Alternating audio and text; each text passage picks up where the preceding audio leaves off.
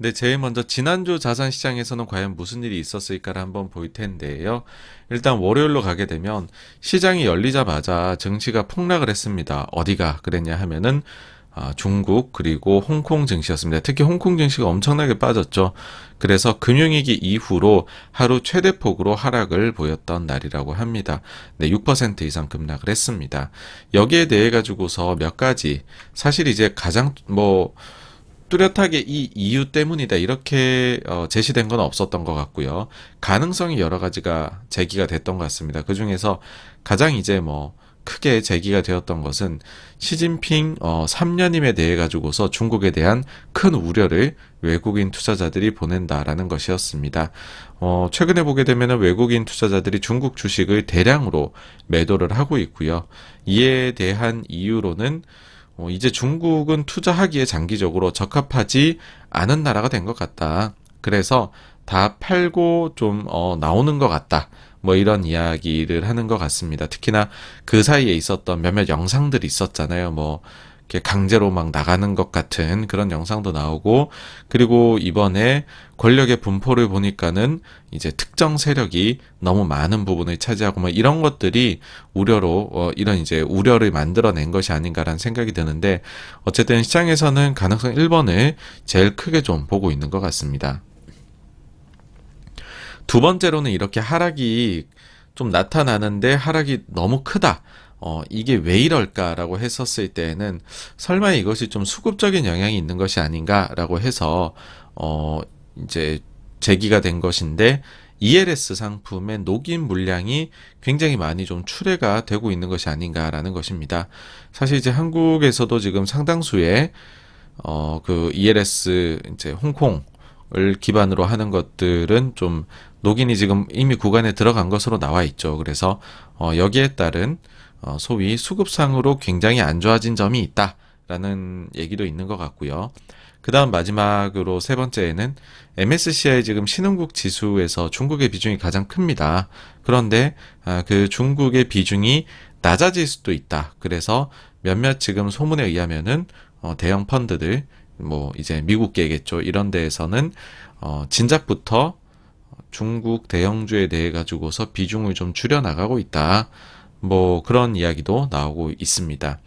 여기에 대해 가지고서 이상 말씀을 드리면 제가 정치에 대해 가지고서는 사실은 이게 이렇게까지 영향을 줄 요소인지에 대해 가지고서는 잘 모르겠습니다. 모르겠고, 다음으로 ELS 관련해 가지고서는 말씀을 드리자면 이것이 딱 그런 특정 지수대에서 이제 녹인이 된다고 해 가지고 가령 예를 들어 가지고서 딱 그 지점이 왔었을 때에 매물이 잔량으로 나온다. 요렇게 보시는 것은 조금 오해가 있을 수 있습니다. 이쪽도 이제 딱 그 부분만 보고서 운영을 하는 것이 아니기 때문에 그 전부터 사실은 매물이 조금 나온다라고 봐야 될 것이고요. 그래서 실제로 터치가 되었을 때의 부담이 우리가 이제 혹은 이제 언론에서 이야기하는 것보다는 조금 물량은 그보다는 훨씬 좀 더 제한적일 것이다. 그렇게 보셔야 된다라고 저는 좀 말씀을 드리고 싶고요. 마찬가지로 그거 관련해가지고 외환시장에도 영향이 있다라는 주장들이 있는데, 그것 또한 진작에 좀 그런 부분으로 관련해가지고서는 매물이 그 전부터 나온다. 그런 점을 좀 보시면은 영향을 너무 과대평가는 저희가 안 했으면 하는 생각이 듭니다. 그 다음에 만약에 MSCI 지수에서 이제 중국의 비중이 감소를 하게 된다라는 말은 그 이외에 이 지수에 속해 있는 국가들의 비중은 자연스럽게 증가한다가 되거든요. 그러면 한국의 비중이 사실 외국인 수급 입장에서는 안 좋은 게 MSCI 신흥에서 계속 비중이 우리가 낮아져 갔었어요. 근데 그 부분에서는 오히려 반사소외를 만약 이게 진짜라면 입을 수도 있다. 그 정도로 말씀을 드릴 수 있을 것 같습니다. 다음으로 중국이 이날 드디어 경제지표를 발표를 했습니다. 사실 그 전주에 나왔어야 되는 것들인데 발표가 안 됐죠. 그러다 보니까는 숫자가 굉장히 나쁜 것 아니냐라는 의구심을 가졌고, 그 점 또한 중국 시장에 중국 시장에 대해서 안 좋은 심리가 시장에서 생겨나는 이유였다고 말씀드릴 수 있을 것 같아요. 그런데 막상 뚜껑을 열고 보니까는 생각보다는 굉장히 양호하게 나왔습니다. 수출 데이터, 그 다음에 GDP, 그리고 산업 생산이나 뭐 이런 부분들이 전체적으로 괜찮았습니다. 사실 시장에서는 좀 쇼킹한 숫자가 나오는 것 아닌가라고 생각을 했는데 그렇지는 않았습니다. 생각보다 양호한 숫자가 나왔다. 네. 영국은 좀 이슈가 일단락 되어 가는 것 같아요. 트러스 총리로부터 시작된 대규모 감세한 그 다음에 자산 시장의 불안감 뭐 이런 부분들은 거의 뭐 이제 없어져 가는 것이 아닌가 싶은데 그걸 이제 마지막으로 날려주는 요소가 새로운 총리라고 할 수 있겠죠. 새로운 총리의 경우에는 오히려 반대로 간다. 정책이 뭐냐면 감세가 아니라 증세 뭐 이런 쪽으로 간다라는 거죠. 그래서 뭐 증세까지 나타나게 되면은 뭐 영국의 채권 시장은 굉장히 안정을 찾지 않겠느냐. 근데 사실 이제 영국이 만약 이런 식으로 문제를 해결해 나가는 모습을 보이게 되면 이거는 영국뿐만이 아니라요. 다른 나라 중앙은행들에게 굉장히 큰 의미가 된다라는 것을 다시 한번 말씀을 드리고 싶습니다. 왜냐하면은 이제 요 내용 때문이에요. 지난주에 한번 말씀을 드렸었는데 지난주에 44일에 트러스 중앙은행이 정치의 승리를 거두다라는 영상에서 말씀을 드렸는데 베일리 총재가 힘든 시기에 통화정책과 금융안정 개입이라는 거를 주제로 해가지고서 발표를 한 게 있어요. 이게 10월 15일에 발표가 있었는데 이 내용이 상당히 흥미롭다는 거죠. 이게 중요하니까 한 번 더 체크를 하고 넘어가 보도록 하겠습니다. 최근 영국 정부는 다수의 재정정책 발표했습니다. 그리고 10월 30일에 추가 재정 보고가 예정되어 있습니다. 이게 일단은 11월 중순으로 밀렸습니다. 이제 총리가 바뀌면서 그런 일이 발생하게 된 것이죠. 통화정책위원회는 지금으로부터 3주 이내에 있을 다음 회의에서 이 모든 소식에 응답할 것입니다. 이는 제 생각에 올바른 순서입니다. 우리는 그때쯤이면 재정정책의 전체적인 그림을 알 수 있을 것입니다. 저는 우리가 이미 말한 바를 반복할 것입니다. 우리는 인플레이션 목표 달성을 위해 금리 인상을 주저하지 않을 것입니다. 뭐 이거는 이제 그때 당시에 트러스 총리하고 각을 세울 때니까는 상당히 이제 중앙은행의 힘을 보여준 거고 다음으로 이 부분이 중요합니다. 영국 금융시장은 특히 국채 장기물에서 큰 혼란을 경험했습니다. 이는 많은 연금 펀드의 중요한 전략, 구조적 결함에 주목하도록 했습니다. 영란은행은 또 다른 핵심 목표인 금융 시스템의 안정성에 대한 위협에 대처하기 위해 개입해야만 했습니다. 갑자기 개입하게 된 이유가 나옵니다. 금융 시장의 안정. 다음으로 보시면요. 소위 양적 긴축을 포함한 통화 긴축 정책과 금융 안정성에 대한 중대한 위협을 완화하기 위한 국채 매입 사이에 충돌이 있는 것처럼 보일 수 있습니다. 모두가 그렇게 생각했죠. 그렇죠? 그래서 이렇게 말합니다. 우리의 개입이 그래서 막무가내 식이 아니라 엄격하고 일시적으로 필요한 최소한으로 수행하도록 설계된 이유입니다. 본인들이 이런 식으로 잘 설계를 해가지고서 최소한의 영향을 미치면서도 해결할 수 있도록 했다라는 거죠. 그러면서 마지막으로 이 문장이 제일 중요하다 할 수 있는데 중앙은행으로서 우리는 두 가지 모두를 언제든지 할 수 있어야 합니다. 즉 두 가지란 뭐냐? 양적 긴축을 포함한 통화 긴축. 또 다른 한 가지는 금융 안정성의 중대한 위협을 완화하기 위한 국채 매입. 이 두 가지가 앞으로도요. 언제든지 할 수 있다라는 거예요. 우리는 하나가 다른 하나와 모순되는 것처럼 보이기 때문에 하나를 거부할 수는 없습니다. 라고 합니다. 그러니까 다른 데들도 똑같다라는 거죠.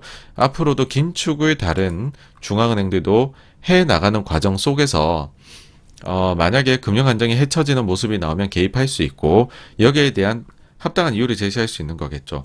영란은행 봤죠? 영란은행도 그렇게 해가지고 안정을 되찾았지 않습니까? 우리도 그렇게 하는 것뿐이에요. 이건 굉장히 좋은 정책이고요. 잘 먹힐 거예요. 이런 얘기를 할 수 있는 거죠.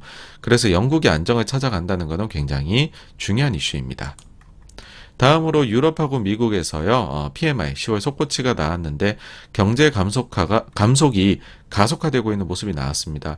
전체적으로 숫자들이 부진하고요. 예상치도 하회를 하고 있습니다. 그래서 아주 전형적으로 지금 침체로 들어가는 혹은 들어가 있는 그런 모습을 보이고 있다라는 거고 이때 그래서 여기도 이제 코멘트가 좀 나오거든요. 미국 관련해 가지고서는 향후에 인플레이션이 내려갈 것 같다라는 코멘트도 또 들어가 있기는 했습니다.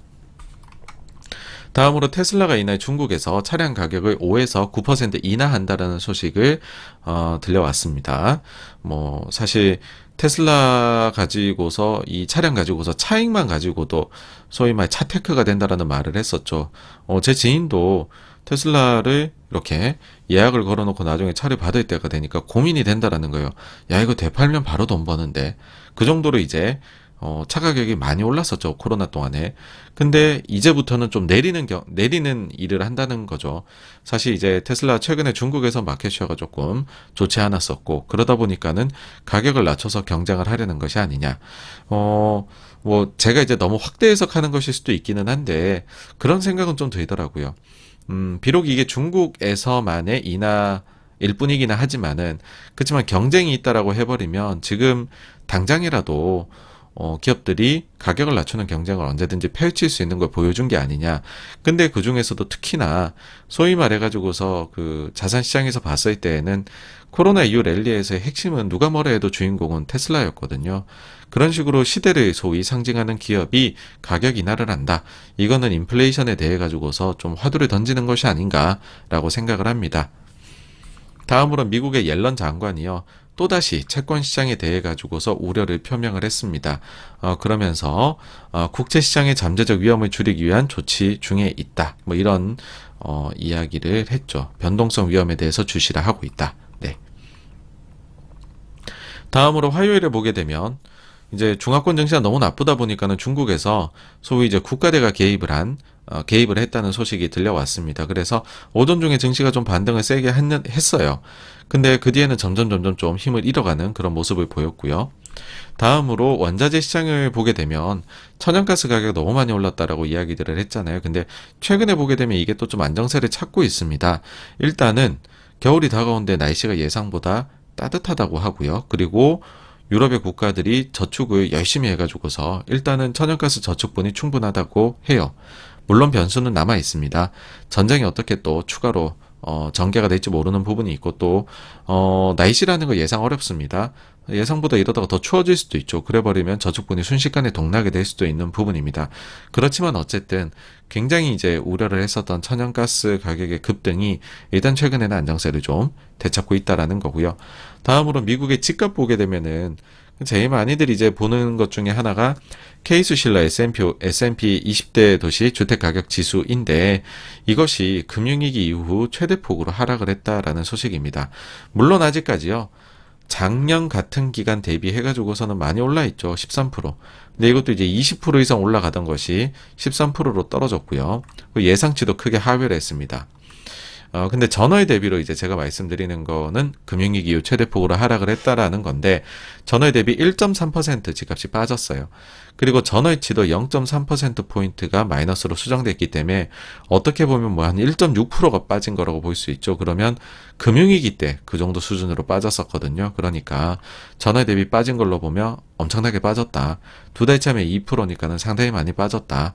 이렇게 볼 수 있을 것 같아요. 그래서 최근에 높아진 금리가 확실히 집값에 영향을 좀 미치고 있는 것 같습니다.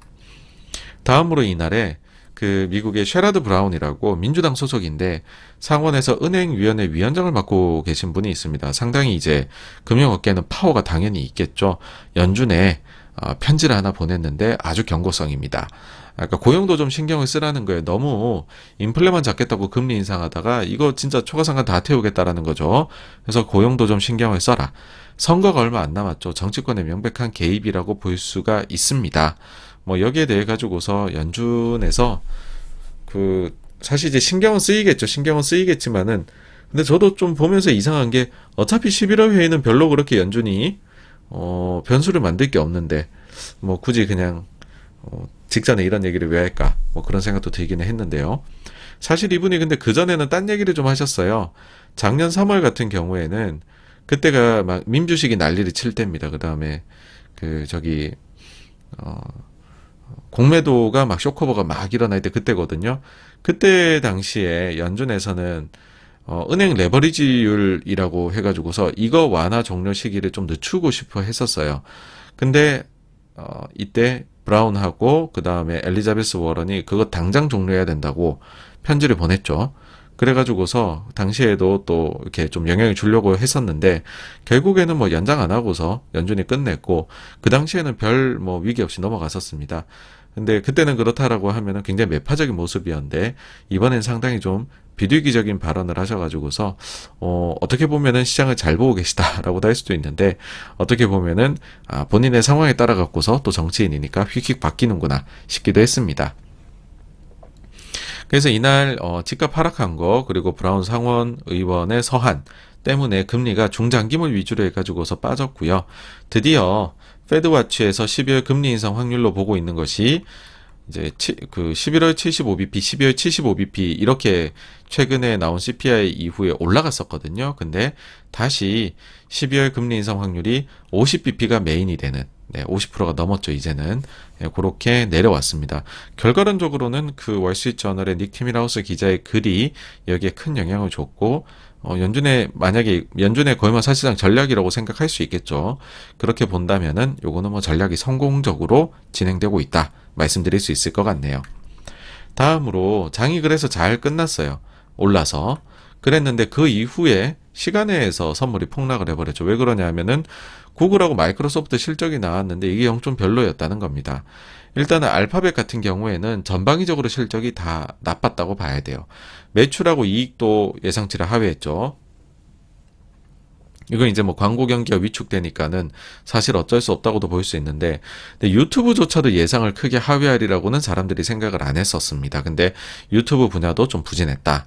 그나마 유일한 위안거리라면 뭐 알파벳 얘기할 때 사실 클라우드 그렇게 얘기들 안 하시는데 그나마 클라우드가 예상보다 좀 좋았다. 요거 빼고는 없었습니다.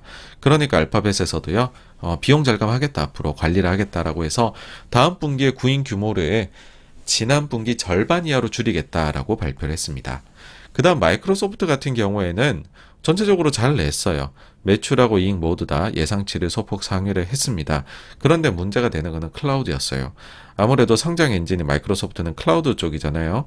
애저 쪽인데 근데 여기에서 향후에 마진 훼손에 대한 우려를 좀 표명을 했고요. 이유는 에너지 비용이 너무 올라갔다. 그 다음에 환율 환 상황이 좀 비우호적이다. 그 다음에 클라우드 쪽에 대해 가지고서는 향후 매출의 가이던스가 예상치를 좀 하회를 했습니다. 그러다 보니까는 비용도 많이 나오고 매출도 생각보다 저 성장 엔진이 별로네 하니까는 시간에가 많이 나빴었죠. 그래서 기껏 증시 이렇게 올랐어요. 나스닥 2.3% 이날 올랐었잖아요. 그런데 이제 쭈루루룩 내려왔습니다. 그래서 마치 그 코끼리를 삼킨 보아뱀처럼 차트가 이렇게 선물이 나왔었죠. 다음으로 수요일 넘어오게 되면은 아시아장에서 그 일본 엔화하고 그 다음에 중국의 위안화가 강세를 보였습니다. 아마 좀 강력한 개입이 있었던 것이 아닌가 추정이 됐고, 사실 그 엔화하고 위안화는 거의 지난주 내내 사실상 구두든 아니면 직접이든 개입이 있었던 것으로 지금 추정이 되고 있습니다. 한국에서 하이닉스 이날 실적을 냈는데 실망스럽게 나왔습니다. 시장 기대치를 하회하는 실적을 냈죠. 다만 그래도 이날은 주가는 소폭 올라서 마감을 했어요. 그 이유를 굳이 찾아보자면 이런 겁니다. 우리가 보통 컨센서스 대비해가지고 실적이 잘 나왔다 못 나왔다 얘기를 할 때는 최근 3개월의 이익 추정치를 가지고 비교를 해요. 그런데 요즘에는 휙휙 빠르게 바뀌잖아요. 그래서 최근에 이익 추정한 자료들은 최근 3개월치하고 내용이 좀 다를 수가 있다라는 거죠. 만약 최근 3개월치는 영업이익을 100억을 예상했는데 우리 여기 보니까는 경기가 너무 나빠가지고서 그만큼 안 나올 것 같아요. 그래서 최근 한 달치, 최근 한 2주 정도 숫자를 보면은 뭐 80억으로 이렇게 줄어 있을 수도 있겠죠. 그래서 이처럼 변동이 심할 때에는요, 여러분들께서도 최근 추정치를 보시는 것이 좀 더 낫기는 합니다. 근데 최근 추정치가 이미 이렇게 하이닉스의 실적이 잘 못 나올 것이다라고 예견이 되어 있었습니다. 그래서 그거 대비해가지고서는 좀 선방 아니냐. 그 다음 두 번째가 하이닉스가 격한 말들을 이날 좀 쏟아냈습니다. 그러니까 상황이 굉장히 나쁘니까 우리가 향후에 투자도 감축하고 물량도 많이 조절하겠다. 이런 의지를 강하게 표명을 하니 반도체 경기가 생각보다 빠르게 턴어라운드 할 수 있는 것 아니냐, 이런 기대감을 불어넣어 줬던 거죠. 근데 그 이후에 이제 주가가 주 후반에 나빴습니다. 그건 뒤에 가서 다시 말씀드릴게요. 다음으로 한국에 이제 그 행동주의가 또 하나 들어왔습니다. 대상은 KTNG이고요. 그 다음에 주체는 플래시라이트 캐피털이라는 곳입니다. 여기에서 이제 주장한 바는 어떤 거냐 하면은 담배 사업에 대해 가지고서 장기적인 비전을 제시해라. 그 다음으로 인삼 사업부 재평가를 위해서 기업 구조를 변화시켜라. 그러니까 인적 분할을 해가지고 둘 다 상장을 하라는 거예요. 그리고 비핵심 자산 이런 거 정리하고 비핵심 자산이나 사업을 정리를 해라. 다음으로 주주 환원책 증가를 시켜라. 그러니까 글로벌 사실 담배 회사들에 대비해가지고 KTNG가 한국에서 기준으로 볼 때는 상당히 주주 환원을 잘하는 기업이지만 글로벌 담배 회사들하고 비교를 하면은 주저하는 미진한 기업이긴 하거든요. 네, 그래서 이런 제안들을 쭉 해봤을 때 사실 뭐 예전부터 있었던 얘기예요. 10년 전에도 이런 얘기 했었던 건데, 그러다 보니까 오히려 이제 이런 생각은 들죠. 정말 합당한 제안이다. 진짜 기업 가치를 올릴 수 있는 제안은 맞기는 맞다라는 거고, 두 번째로 이 회사 같은 경우에는 이렇게 그 CEO를 선출해가는 과정이 상당히 좀 독립적으로 잘 구성이 되어 있거든요. 그러다 보니까 외국인 주주들의 목소리가 높아질 수밖에 없어요. 이게 무슨 말이냐면은 정부 지분이 없거나 아니면은 매우 작은 그런 기업도 정부들이, 그러니까 민영화를 했잖아요, 이미. 그럼에도 불구하고 몇몇 기업에 대해 정부는 본인들이 거의 본인들이 원하는 인사를 전문 경영 이제 그 CEO를 앉히게 되잖아요. 그게 사실 좀 문제이기는 한데, 근데 KTNG는 그런 부분에서는 구조가 잘 갖춰져 있다라는 뜻입니다. 그렇게 되다 보니까는 지분이 제일 높은 외국인 주주들의 목소리가 높을 수밖에 없다. 그 이제 현실을 말씀드리는 거죠. 그리고 또 한 가지 말씀을 드리자면, 지금 CEO를 하고 계신 분이 2015년에 취임한 백복인 CEO인데, 사실 이제 그전 정권에, 이제 박근혜 정권의 사람으로 알려져 있죠. 그러다 보니까는 사실 이제 국정농단 이런 걸 거치면서 문재인 정부가 들어섰었을 때에는 교체가 되지 않겠느냐라고 많이들 생각을 했습니다. 그런데 3년임을 했거든요. 그 과정에서 참 많은 일들이 있었습니다. 뭐 말씀드리기에는 힘들지만은 여러 가지들의 썰들이 있었죠. KTNG를 둘러싸고. 그런데 결국에는 주주 환원책을 좀 더 강화를 했고, 그리고 뭐 실적이나 이런 것도 KTNG가 나쁘지 않았습니다. 그러다 보니까는 외국인 주주들이 적극적으로 백복인 CEO의 선임을 지지를 하게 됩니다. 그래서 유임이 됐습니다. 예.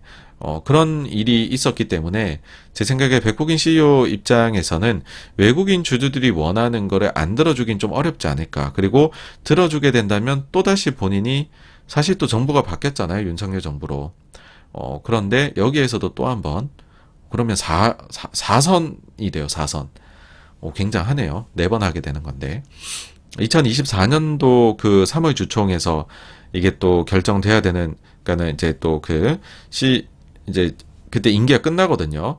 다시 선출이 돼야 되는데, 그때 또 CEO를 노린다라고 하면은 만약에 제가 백복인 CEO라면은 지금 이 제안이 너무 반가울 것 같아요.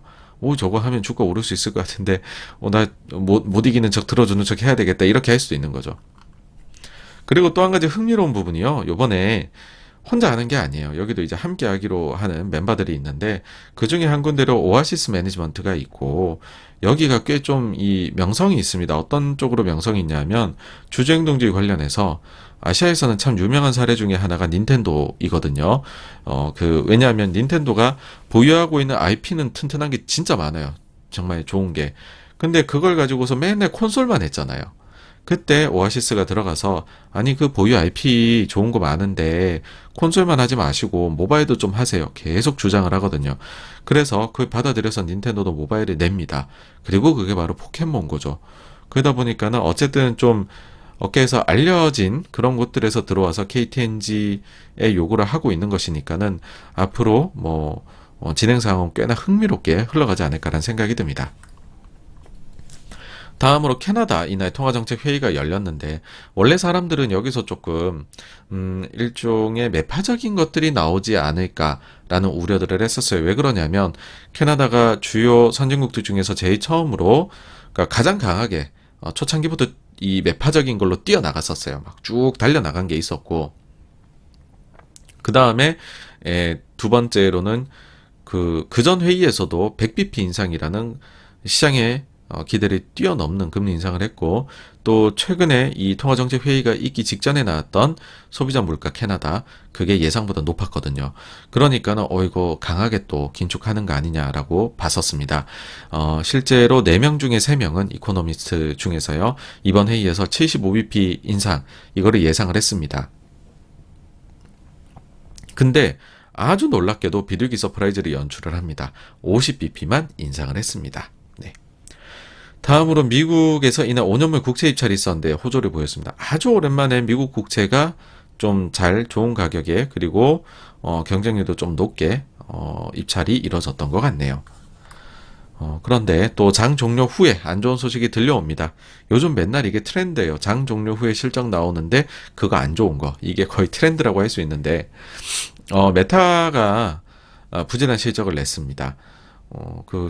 제가 볼 때는 세부 내용 중에서도 좋은 점을 찾기가 참 어려웠던 것 같고, 미래에 대한 내용도 좋은 점을 찾기가 어려웠던 것 같아요.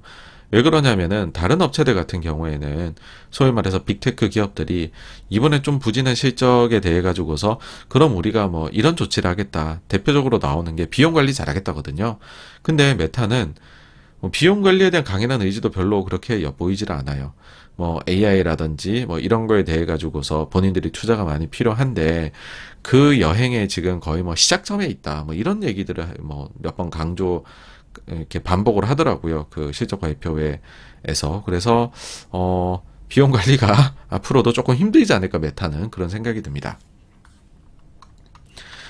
이날은 이제 또 좀 상징적인 일이 있었는데 그 경기 침체에 대해 가지고 보시는 분들 입장에서는 굉장히 상징적인 일인데 뭐냐면 미국채 3개월물하고 미국채 10년물의 금리가 드디어 종가 기준으로 역전이 발생이 되었습니다. 그래서 뭐 2.5bp 정도 이기는 차이가 작기는 하지만 어쨌든 역전이 일어났고 보통 이제 이걸 가지고 그런 말씀들을 하세요. 저도 그냥 이제 워낙 이제 이거를 설명하기 좀 그래가지고서 그런 뭐 하는 건데 흔히 이제 제롬 파월 연준 의장이 침체 사인으로 중요하다고 보는 게 2년 10년물의 역전이 아니라 10년 3개월 금리가 역전되는 거다. 뭐 이렇게 표현을 했다고 하는데 엄밀히 말하면 이건 틀린 말이고요. 근데 또 그렇다고 해가지고서 숫자를 봤을 때 0도 틀린 말은 아니에요. 예. 그러니까 엄밀히 말하면 대상은 틀렸는데 10년 3개월도 거의 그 이제 파월이 얘기한 지표와 비슷하게 가거든요.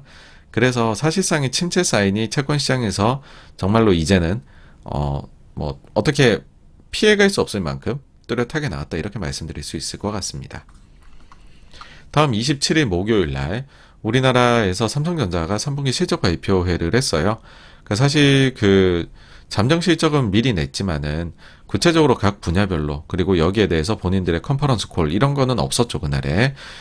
자 이제 구체적인 이제 실적 발표를 하는 날인데 이날에 맞춰 가지고서 이재용 부회장이 회장으로 드디어 올라서게 됐죠. 근데 사실 여기에 관련해 가지고서는 지배구조나 이런 거는 좀 저도 기대는 해요. 지배구조가 좀 바뀌었으면 하거든요. 근데 항상 삼성은 지배구조 얘기만 하면 잘 틀려요. 그렇게 안 흘러가더라고요. 그래서 함부로 얘기하지는 않겠습니다. 네. 삼성전자 이내 특이한 사항이라고 하면은 모두들 얘기하듯이 강자가 드디어 실력 행사에 나섰다 뭐 이런 표현들을 하세요. 이게 뭐냐면 디램 쪽에 대해서는 실적 발표에서 수익성에 대한 언급을 여러 차례 했습니다. 그러니까는 좀 물량을 조절할 수도 있겠다라는 생각이 들죠. 근데 낸드 분야에 대해 가지고서는 수익성에 대한 언급이 전혀 없었어요. 그러다 보니까 치킨 게임을 하는 것이 아니냐. 낸드 쪽에서 이제 삼성전자가 마진이나 이런 쪽에서 경쟁력이 훨씬 더 앞서 있으니까 하위 업체들이 이번 기회에 뭐 아주 강하게 말하자면 죽여버리겠다.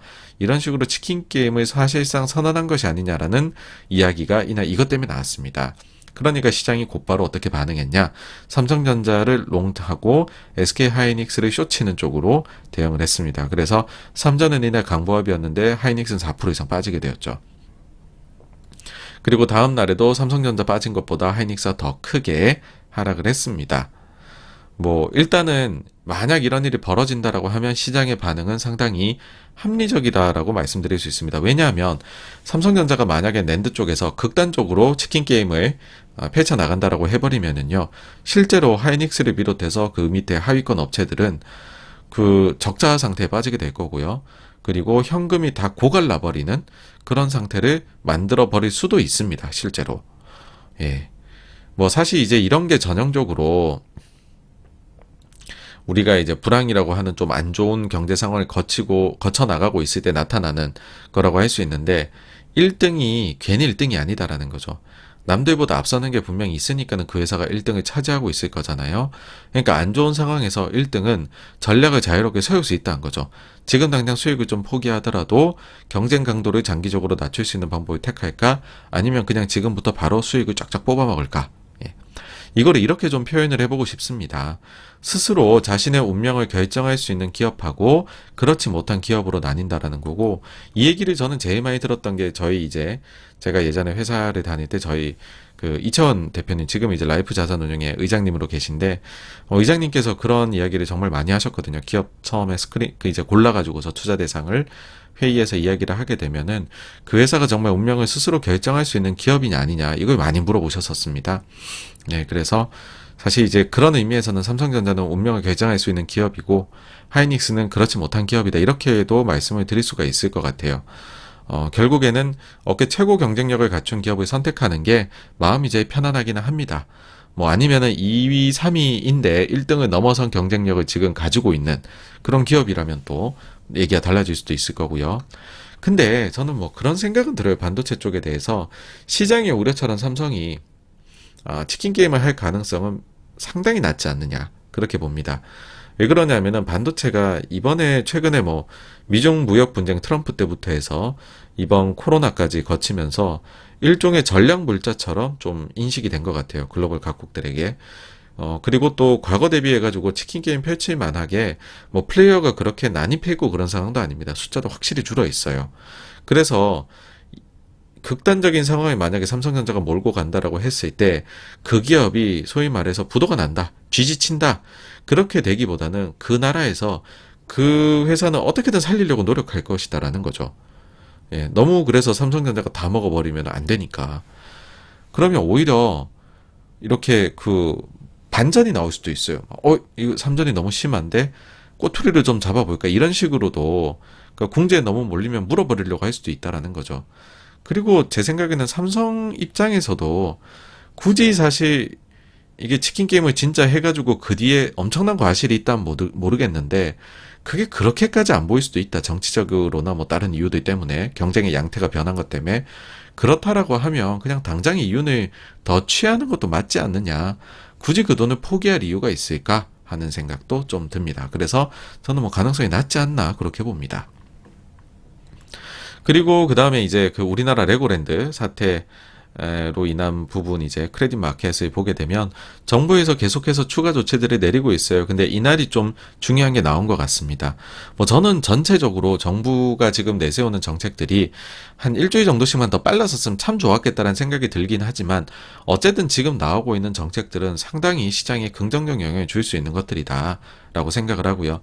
특히나 이번에 나온 거, 적격담보증권에 은행채 일단 넣어주고, 그 다음에 한국전력 비롯해가지고서 몇몇 공공기관 발행 채권들도 한시적으로 포함을 시켜준 거는 상당히 고무적이다라고 볼 수 있습니다. 이거는 업계에서 굉장히 원했던 요구사항이기도 하고, 실제로 유동성 경색을 풀어줄 수 있는데 효과를 크게 낼 수 있는 것이기도 하거든요. 그러다 보니까 한은에서 이걸 보고서 그냥 이렇게 그 적격담보증권으로 한시적으로 인정을 좀 더 해주는 것만으로도 최대 29조 원 유동성 공급 효과가 있을 것이다 라고 발표를 했거든요.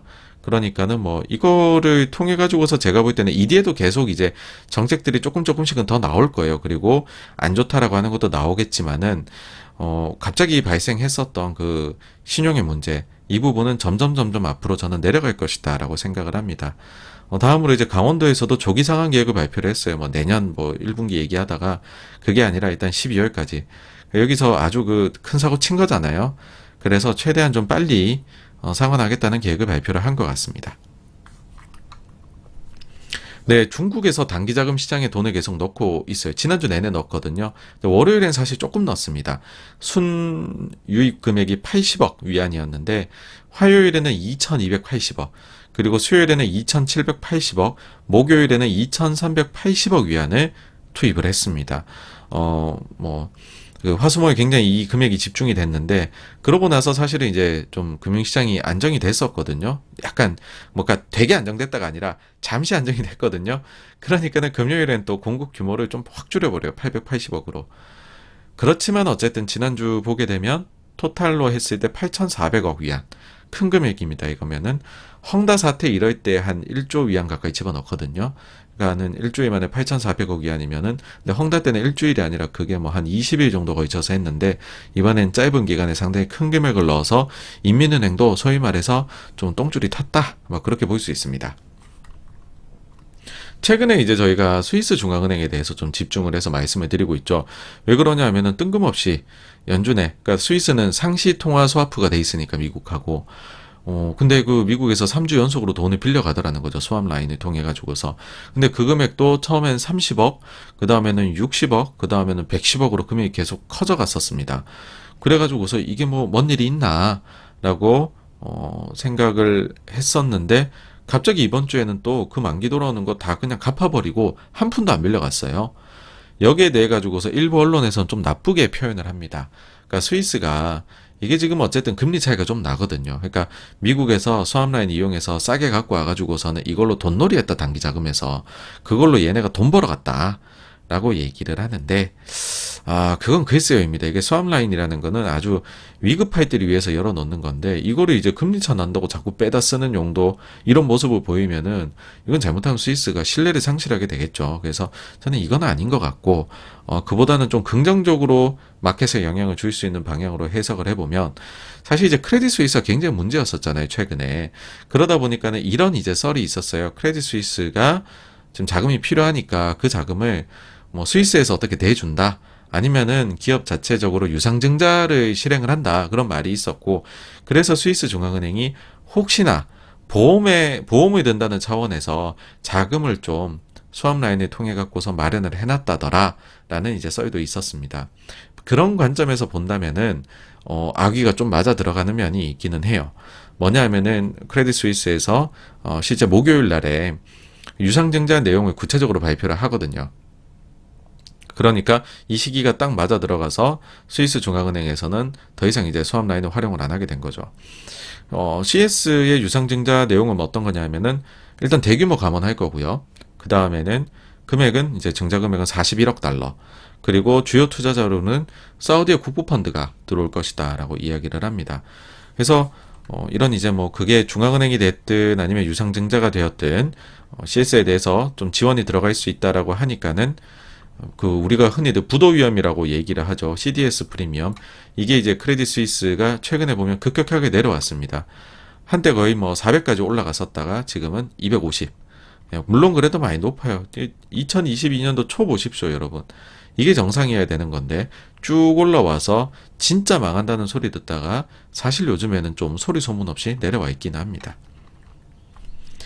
다음으로 미국의 실업 데이터인데요. 신규 실업상 청구 건수는 예상보다 조금 적게 나왔어요. 그러다 보니까 역시나 미국이 고용시장 되게 뜨겁구나, 열기가 식지 않았어, 이런 얘기도 있는데, 또 반대로 보게 되면 이날 숫자가 좀 믹스돼서 나왔다고 표현하는데, 그게 왜냐하면 연속 실업수당 청구 건수는 예상보다 많이 좀 증가를 했습니다. 143만 8천이 나와서 예상인 138만 대비해가지고서 많이 좀 높게 나왔습니다. 그래서 4주 이동평균으로 봤었을 때 연속 실업수당 청구 건수가 이제는 또다시 꽤 좀 높아져 있는 그런 상황이 되었죠. 결국에는 이거 다음 달 초에 나오는 졸츠 이제 그 구인이직 보고서나 아니면 금요일에 나오게 되는 월간 고용 보고서 봐야지 미국의 고용 상황 우리가 좀 더 들여다볼 수 있을 것 같습니다. 매주 실업 데이터 봤는데 이런 식으로 자꾸 엇갈리게 나오면 사실은 뭐 어느 한쪽으로 좀 확신해가지고 해석을 하기는 어려운 것 같아요. 다음으로 이날 같은 시각에 미국의 3분기 GDP가 나왔는데요. 일단은 딱 봤을 때는 호조세입니다. 왜 그러냐면 예상이 2.4% 성장이었는데 그걸 넘어서는 2.6% 성장이 나왔거든요. 특히나 1, 2분기가 다 마이너스였는데 3분기는 플러스가 나와서 역시 미국 경제는 강하다, 뭐 이런 얘기가 나왔죠. 그러면서 여기서 더 나아가서 이렇게 미국 경제가 강한데 도대체 어떻게 연준이 비둘기 피봇을 할 수 있겠느냐, 이런 주장도 역시나 또 나왔습니다. 근데 여기에 대해 가지고서는 좀 우리가 조금 더 고려해 볼 점들이 있다. 다시 말하면은 그 되게 호전 아닌 것 같다, 이런 얘기예요. 요거는 뒤에 이제 두 번째 주제 꼭지에서 말씀을 드리겠습니다. 다음으로 유럽의 22 통화정책회의가 있었는데요. 시장이 비둘기적이다라고 해가지고서 환호했습니다. 요것도 뒤에서 중앙은행들의 비둘기 전환 관련해서 좀 더 상세하게 말씀을 드려볼까 합니다. 다음으로 영국 시장이 안정을 되찾았다고 볼 수 있을 것 같아요. 왜 그러냐면 9월 23일이었죠. 트러스 총리가 대규모 감세안을 발표한, 그리고 그 전날에 영란은행의 매파적이었던 회의가 있었어요. 통화정책 회의가. 근데 그 통화정책회의 끝난 수준 정도로, 그러니까 트러스 감세로 인해서 뭐 금리가 뜨고 파운드가 약세되고 그 전 수준으로 가격이 다 회복을 했습니다. 일단 10년물 국채 금리도 그 전 수준으로 돌아갔고, 그 다음에 파운드와도 보시면은 뭐 그때 당시 약세됐던 것 이상으로 올라왔습니다. 그래서 이제는 트러스도 물러났고 완전히 트러스에 따른 영향권에서 영국이 벗어나는 모습을 일단은 보이고 있다. 그렇게 좀 안정을 찾았다 봐야 될 것 같아요. 이날 이제 장 종료 후에 또 실적이 나왔는데 안 좋았죠. 아마존이 나빴습니다. 주당 순이익이 예상치를 상회한 거 하나 빼고 다 나빴어요. 매출도 좀 제법 좀 하회를 했었고요. 특히나 안 좋은 점은 그나마 이제 우리가 아마존에서 좋다고 얘기하는 게 클라우드, 그 아마존 웹 서비스가 좋다라고 이야기를 하는데 이게 예상치를 하회를 했고요.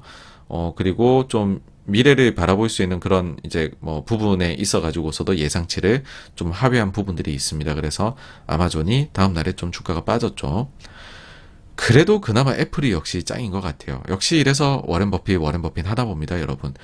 최후의 미들맨이라고 할 수 있는데 매출하고 순이익이 모두 다 예상치를 소폭 상회를 했습니다.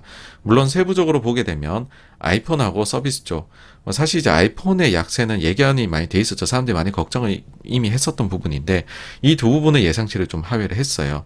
그런데 그 맥북 쪽하고 그 다음에 그 웨어러블 쪽 이런 쪽은 예상치를 상회를 했습니다. 제법 상회를 했어요. 그러니까 이제 소폭 전체적으로 합쳤을 때 매출하고 이익이 상회를 하게 된 건데 뭐 어쨌든 그러다 보니까 일단 이익이 좀 괜찮았고 그리고 최근 이제 그 아이폰 신제품 관련해 가지고서 이게 저가하고 그다음에 고가로 나눠 가지고서 애플이 내놨는데 저가 쪽 같은 경우에는 계속 뭐 그 애플에서 물량을 지금 줄이려고 하고 있다, 뭐 잘 안 팔리나 보다 이런 얘기가 나오니까 야 진짜로 애플 요번에 낸 거 신제품 수요가 괜찮은 거야 이런 우려들이 있었는데 이번에 컴콜 하면서 고가 라인에 있어 가지고서는 굉장히 이제 수요가 강력하다 이거를 뭐 확인을 다시 한번 시켜줬습니다. 그러면서 역시 애플이구나 이러면서 다음날 애플은 상당히 많이 올랐죠. 그쵸? 다음날 증시 상승을 완전히 혼자서 뭐 견인했다고도 볼 수 있을 것 같습니다. 이날 이제 그래가지고서 금리들이 쭉 빠졌었어요. 그 10년하고 3개월은 금리 차이가 이제 12bp까지도 차이가 나게 되었습니다. 28일 금요일로 가게 되면 오전에 좀 분위기가 괜찮았어요. 아마존 쇼크 때문에 좀 빠지다가 이날도 이제 중국에서 뭐 돈도 좀 넣고 하니까 뭐 괜찮은 거 아니냐 이러면서 반등을 하는 듯 하다가 딱 점심때부터 증시가 다시 빠졌는데 그 이유는 뭐 일본 때문이라고 볼 수가 있습니다. 일본이 통화정책 회의를 했는데 역시나 또 우리는 우리 갈 길 가겠다요. 우리 지금 완화책 하는 거 전혀 변화 안 시키겠다. 그런 말을 해버리죠. 사실 아무도 기대를 처음엔 안 했어요. 근데 오전에 좀 기대가 생겨나요. 왜 그러냐면 도쿄 소비자 물가 지수가 나왔는데 이게 제법 예상치를 상회해버리거든요. 그래서 야 이렇게 자꾸 소비자 물가도 높게 나오는데 일본 중앙은행도 혹시나 이번에 좀 서프라이즈하게 완화책을 걷어들이는 거 아니야? 이런 기대가 조금 생겼었습니다. 근데 구로다는 보통 사람이 아니에요. 여간 내기가 아닙니다. 여기서 기대가 여지없이 무너져 버렸다. 그러다 보니까는 애나 갑자기 훅 약세로 가버리고 외환시장 안 좋으니까는 증시도 약세로 후루루루 내려가 버렸죠. 저녁 시간 되어서도 별로 좋은 소식이 없었어요. 왜 그러냐면 유럽에서 소비자 물가 속보치가 나왔는데 10월 거 여전히 높았다라는 거죠. 프랑스 예상이 전월 대비 0.5인데 1%, 스페인만 뭐 예상치보다 좀 낮게 나왔고 이탈리아는 전월 대비 1.2% 예상인데 무려 3.5가 나왔고요. 그 다음 제일 중요하다고 볼 수 있는 독일이 0.6 정도 증가할 줄 알았는데 0.9로 높게 나왔습니다. 그래서 야 이거 뭐 전날에 비둘기적인 ECB가 모습을 보이긴 했지만 진짜 그래도 되나? 물가 이렇게 높은데? 그런 우려를 계속 자아냈죠. 근데 뭐 결국에는 금융시장이라는 게 미국 중심으로 돌아갑니다. 그래서 미국의 지표가 더 중요한 것이고요. 현실적으로 봤을 때. 근데 미국의 PCE 물가 지수가 나왔는데 이게 이제 시장에 좀 안도감을 줬습니다. PC 물가지수 보시면은 딱 예상치만큼 나왔어요. 헤드라인은 전월 대비 0.3 증가 봤는데 역시 뭐 그냥 똑같은 0.3이 나왔습니다. 근데 근원 숫자가 조금 좋았어요. 예상이 0.5인데 발표도 0.5, 뭐 똑같은 거 아니냐 보실 수도 있는데 전월치가 마이너스 0.1 수정이 된 게 있습니다. 그래서 전년 동기 대비로 보면은 0.1 낮게 나왔죠. 그게 이런 이유 때문입니다, 여러분. 그래서 어쨌든 이쪽에서 조금 뭐 예상 대비 살짝 낮게 나오는 게 있네. 근데 뭐 이 정도 가지고 뭐 반응을 하나요 싶으실 수가 있는데 제 생각에는 최근에 미국에서 CPI도 그렇고 발표될 때마다 예상치보다 항상 조금씩 높았잖아요. 그래서 PC 물가지수에 대해서도 예상보다 높게 나오는 쪽으로, 그러니까 상방으로 서프라이즈가 나올 거야라고 그런 생각을 하고서 포지션을 잡아놓은 분들이 생각보다 많았던 게 아닌가라는 생각이 듭니다. 그래서 이 정도의 숫자만으로도 시장은 굉장히 환호를 했습니다. 다음으로 같이 발표된 개인 지출이나 소득 모두 다 예상보다 높고 또 수정치도 또 윗방향으로 됐습니다. 그러니까 이런 것들은 사실 미국 경제가 너무 안 좋은 건 아니다라는 이제 펀더멘탈을 나타내는 건데, 제가 볼 때 이것들을 뭐 이거 높으면은 지금 뭐 또 인플레 안 잡히는 거 아니냐 하겠지만은 저는 그렇게는 생각을 안 합니다. 지금은 인플레 우려도 있지만은 얕은 침체나 깊은 침체나 우려도 있기 때문에 이런 데이터들은, 인플레 제외한 데이터들은 다 좋게 나오는 게, 저는 높게 나오는 게 좋다고 봅니다. 그래야 얕은 침체로 끝날 수 있는 거거든요. 그 다음으로 시장에서 주목한 게 이 고용 비용 지수입니다. 분기에 한 번씩 나오는 건데요. Employment Cost Index라고 ECI라고 흔히들 줄여서 이야기를 합니다. 이게 왜 주목을 이렇게까지 받게 되었느냐라고 하게 되면 2021년도 12월 FOMC 질의응답 당시에 파월 의장이 이렇게 얘기를 합니다. 11월 FOMC 회의 전날에 ECI를 봤는데 매우 높았다. 그래서 우리는 테이퍼링 금액을 높여야 할지 잠시 생각했다라고 합니다. 그 정도로 ECI는 테이퍼링의 금액의 변동을 줄 수 있을 정도로 중요한 이제 그 데이터라는 거죠.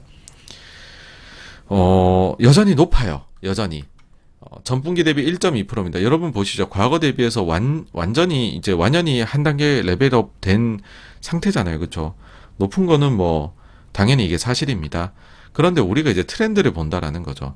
보게 되면은 그 1.4%에서요. 1분기에는 1.4였는데 2분기에 1.3, 3분기에는 1.2, 특히나 예상치가 1.2니까 여기에 부합하게 나왔습니다. 그러니까 높아요. 높은 건 사실이나 뭐 우려하는 것만큼 최근에도 막 인건비가 막 이렇게 더 모멘텀을 내고서 올라가고 그런 그림은 아니다라는 거죠. 아직 뭐 얘기하기에는 세 개 분기 짧은 거긴 하지만은 살짝씩 내려오는 기미가 보인다라는 겁니다. 다음으로 제가 이제 인플레 관련해가지고 이날은 이제 3연타가 있었다라고 표현을 하는데, 그중 이제 세 번째가 미시간 기대 인플레이션입니다. 이거는 지난번에 뜻밖의 좀 상승이 나타났었거든요. 그래서 이번에 이게 이제 고착화되는 거 아닌가 했는데 뭐 소폭 안정 내려와가지고서 안정세를 찾았습니다. 다시. 이게 이제 1년, 5년 단기, 장기를 얘기를 하는데, 제시를 해주는데, 1년 같은 경우에는 그 전에 5.1% 나왔었는데, 요번에 5.0. 5년 같은 경우에는 2.9% 나왔었는데, 똑같은 2.9%로 나왔습니다. 그래서, 잘 내려오고 있다가 살짝 올라갔다가 이제 이렇게 다시 내려오는 그런 모습이다. 예, 그래서 요 세 가지가 전부 다 되게 뭐가, 아래쪽으로 서프라이즈하게 잘 나온 건 아니에요. 근데, 워낙에나 높게 나올 걸로, 인플레가 고착화될 걸로 사람들이 걱정을 대단히 많이 하는 것 같습니다. 그렇지 않고서는 이내 시장이 거의 3% 가까이씩 오른 게 사실 설명은 잘 안 돼요. 네. 예, 그래서 우리가 이제 얼마 전에 펀드 매니저 서베이도 봤잖아요. 현금 위주가 엄청 높고, 그 다음에 그 증시에 대해 가지고서 이제 언더웨이트 시켜놓은 게 많다라는 거잖아요. 그런 점들을 고려를 했었을 때는 그렇게 하방 배팅을 해놓거나 주식을 채워놓지 않았던 포지션들이 이걸 보고서 좀 채운 게 아닌가라는 생각이 듭니다. 일부에서 이제 숏스퀴즈가 많았다는 얘기도 하더라고요. 그래서 제가 이제 한 번씩 그런 말씀을 드려요. 미시간 기대 인플레이션 보면은 야 이거 뭐 어떻게 움직이는지 뭐 이것저것 요인들의 얘기 막 이렇게 해가지고서 한다고들 하는데, 제가 이제 말씀드린 건 뭐냐 하면은 사실 알고 보면 이거 되게 유가하고 비슷하게 움직여서 유가만 봐도 된다 이런 말씀을 드려요. 그걸 한번 데이터로 보여드릴게요. 보시게 되면은 이게 1986년부터네요. 86년부터 해가지고서 파란색은 유가의 움직임이고요. 그 다음에 빨간색은 미시간 기대 인플레이션 1년짜리의 움직임입니다. 거의 같아요. 코릴레이션이 상당히 높습니다. 그래서 유가 내려오면 이것도 내려오는 요소일 거다. 그렇게만 보시면 될 것 같습니다. 그러니까 실제가 그렇다는 거죠. 사람들은 여러 가지 인플레이션 요소들을 고려하고서 설문에 응답을 하겠지만 사실은 본인도 모르게 유가에 굉장히 연동이 되어 있다라는 거죠. 자, 미국채 10년물 좀 내려왔습니다. 닉 티밀하우스 기사 뿅망치를 맞은 이유로 일단은 안정세를 되찾아가는 모습입니다. 다음으로 미국의 장기 기대 인플레이션 같은 경우에는 이번 주에도 또 조금 올라갔어요. 근데 그렇다고 뭐 상향 이탈할 정도는 아니고 이 정도에서도 충분히 뭐 연준이 좀 자신감을 가질만 하긴 하지만 2.3이나 2.2까지는 좀 내려와 줘야 연준의 마음이 편안할 그런 숫자다, 데이터다라고 말할 수 있을 것 같고요. 원유 시장은 사실 요즘에 주목을 별로 못 받고 있다라고도 얘기 드릴 수 있을 것 같아요. 어찌 보면은 다른 데가 너무 액티브하게 움직여서 요즘에 여기는 좀 안정적이다라고도 말씀드릴 수 있을 것 같네요. 저는 뭐 하여튼 90에서 100불 사이, 90불 안착을 오펙은 목표로 하고 있고, 그래서 90 내외이지 않을까 뭐 그런 생각을 합니다. 자, 이제 3분기 GDP가 나왔으니까 GDP 나오는 뭘 볼까요? 4분기를 보게 되겠죠. 4분기 첫 예상치가 나왔어요. 근데 첫 예상치가 무려 3.1%입니다. 그리고 이번에는 소위 말하는 이례적인 요인들의 기여가 아니고요. 아주 전공법입니다. 개인 소비 지출이 2.5%를 기여를 할 거다라고 이야기가 나옵니다.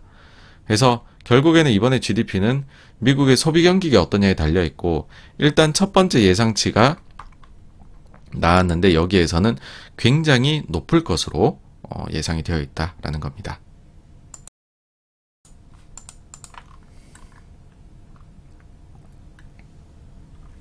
자, 이제 실적 시즌 말씀을 드려야 될 것 같은데요.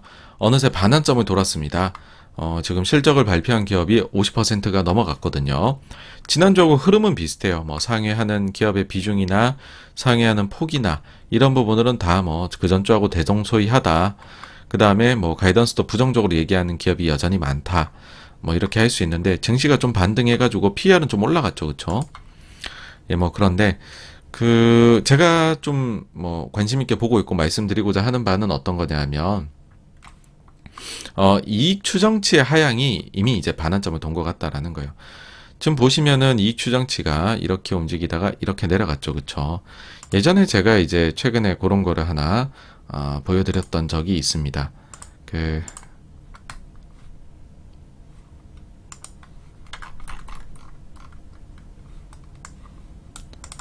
역실적 장세, 이게 여기 왜 들어있지?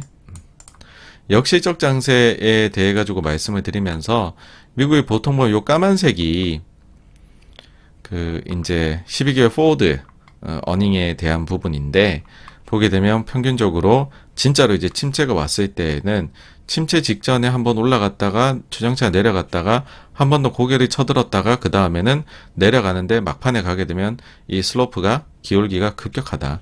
그래서 이익 추정치 하향이 급격하게 나타난다 라고 말씀을 드렸죠. 그리고 보통의 경우에 그 하락의 폭이 뭐 여기 보시면 90이죠. 100에서 90, 10에서 뭐 굳이 헤드 페이크까지 넣으면은 15% 정도까지 정도가 되면은 보통의 경우에는 거기에서 끝이 난다라고 말씀을 드렸는데, 이번에 보시면 어땠냐 하면은 뽕 솟았다가 뭐 이렇게 크진 않아요, 5%만큼. 근데 살짝 내려갔다 다시 올라갔다 내려가는, 사실 앞에 보여드렸던 거하고 굉장히 비슷한 양태를 보이고 있고 이번에요. 그리고 내려오는 폭도 그래서 보게 되면 250이 조금 넘었었거든요, 내년도 이익 추정치가.